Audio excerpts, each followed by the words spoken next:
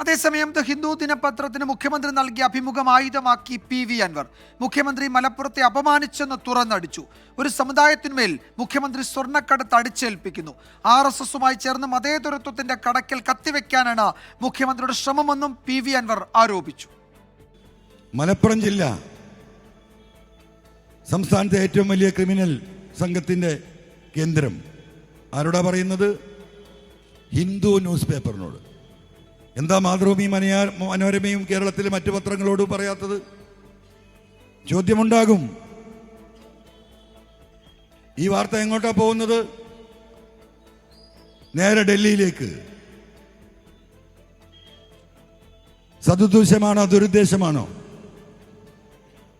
ഇതിൽ പറയുന്ന കണക്കുകൾ മലപ്പുറം ജില്ലയിൽ നിന്ന് 150ഓളം സ്വർണ്ണ കേസുകൾ പിടിച്ചു. എന്താ അദ്ദേഹം ചെയ്യുന്നത്? അടിച്ചേൽപ്പിക്കുക ഒരു സമുദായത്തെ. RSSുമായി ചേർന്ന്, രാജ്യത്തെ ഭീകരവാദികളുമായി ചേർന്ന് ഒരു സമൂഹത്തെ ആകെ